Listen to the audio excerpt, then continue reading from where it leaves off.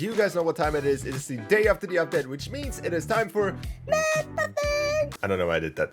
But we do actually have some very interesting ones, especially the first person one. It might be very interesting to some of you guys, but there's still a lot of stuff which we have to bust in this video. So with that being said, let's jump right into everything that you did not know about. For the first one, we start in the almost forgotten game mode that exists in Fortnite Creative, and that is Creative Royale. I want to see if you can get the Kamehameha. You're trying to Kamehameha me. Because I've actually seen the capsules dropping down, but I'm not sure if you can actually get it from them. So let's find out if you can actually find the Kamehameha in the Creative Royale island. I'm not even sure if you can find it from normal chests, but I think the easiest way is to find it in the capsules that come down. So, oh, there's one. Okay, so we see one on the map, and we have to travel actually quite far. So that should technically mean that we have it in here, right? So if the capsule exists, there's no way that it's not in the capsule. And yeah, it should be the correct one.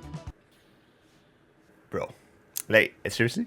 Okay, so it actually just spawns there without having actually anything in it. You just got unlucky or something. I understand that like these collab items should be not in creative for whatever reason, but then putting the capsule in here and like literally letting us pop without having items in it is actually scam.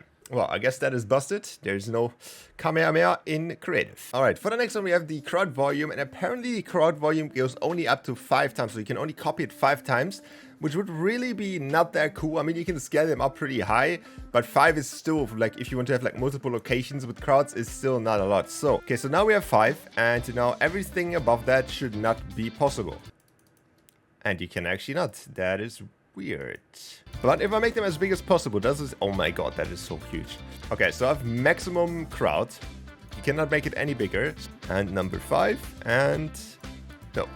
Exactly. You can only have 5. Okay, so it feels a little bit wrong. I'm not sure if that is, like, the purpose of this. I could see that this could be a problem, but the crowd device is actually really cool. But one thing about this crowd device, which I figured out yesterday, is that it actually works with any environment and the crowd will just place on it like that. So for example, let's actually take that. We cannot copy it because we already have 5.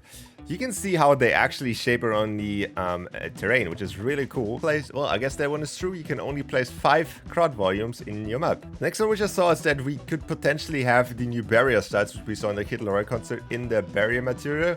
But this doesn't look like already that we have them in here. No, there's still the old one. The newest one is obviously the Dreamy Sky. But some people told me there's different options now for the cylinder that is not new. Like people told me that is new, but it's not new. We had that before. And how could we potentially have a myth busting after the update without checking if the rotation is still in the prop mover without working in the prop mover? And oh my god, it's still here. But we can obviously test it out as usual. So we're gonna add the channel to prop mover untriggered. So this one is this one right here. And yeah, we will see if something will do. But yeah. The past has proven that this setting does nothing, and this time we even have a crowd cheering at us. The prop mover is flying, and if we go on here, it's not doing anything. This one might be in there forever, and we never get the option. Since we have the new bush bump in creative as well now, we should definitely try out something that I tried in BR, which worked pretty much fine in BR. Kind of ridiculous, but you can throw the grenades actually on the cars and they will stay on there if you drive. And it looks like that works in creative as well. It seems like it's bugging a little bit.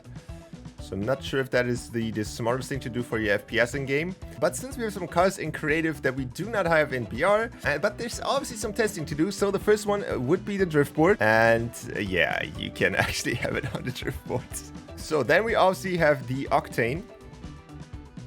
And yeah, I guess that works pretty much fine. Okay, so we have the bike, which is obviously in BR, but I hear it's pretty hard to get the bus actually on the bike. Okay, that is definitely no problem. And it's a little bit different site, I guess, but I guess it works. And that also obviously the flying vehicles, which we don't have in BR at the moment, but we obviously have them in creative. So, oh, that I don't think that worked. Let's try it on the front. And that looks like it's stuck to it. And yeah, you can actually fly with it. Oh, so the shield is obviously also an item which you can technically put on cars. So we can technically put it on helis as well. Fortnite in 2023, yeah. And for the last one, which I think a lot of you guys waited for, the first person mode. Does it work in Fortnite Creative? And the answer to that is yes. I will show you in a second how you can do that, and it's technically not really even a glitch or an exploit, you can say. It's just a setting that Epic forgot to disable, I guess, for people that play on BR and Save the World. But it does work. It does not work with every gun. It does not work with like almost everything, and it glitches out quite a bit. And it's not really the best experience in creative or BR because if you run, if you dive, everything bugs out. So it's just fun to play around a little bit with, but it's practically very useless for creative because you have to enable it for yourself. It is not a setting in the map, or it's not a device. Once you're in Save the World, you go to your settings, then you go to your the wheel thingy, whatever that's called. And then you have the first person camera. That is only setting for Save the World. You can just enable it in here. And now you can see that if we're in Save the World, we do have the first person mode.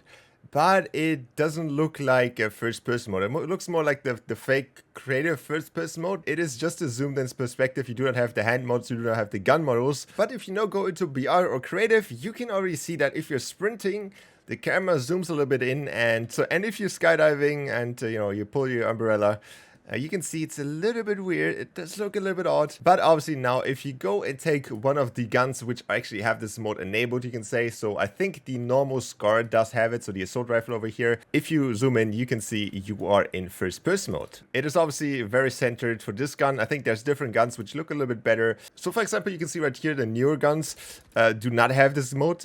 You cannot go in first person, still first person. No first person here. So I think this mainly works with the old Fortnite guns. So for example, the old SMG here, I think tactical SMG also works. It's pretty cool, pretty fun to play around with, but you're the only person who can see it, and you're technically also need Save the World to have this. So it's not really something practical. So you cannot say like, hey guys, enable first person mode and Save the World, and then your players do not have Save the World, which is kind of odd. So it's practically useless in creative. It's fun to play around with, but obviously it doesn't really have any effect on creative until now, until we actually get a real first person mode in Fortnite. Alright, and that wraps it up for today. Thank you guys for watching, and I will see you guys back in the next one.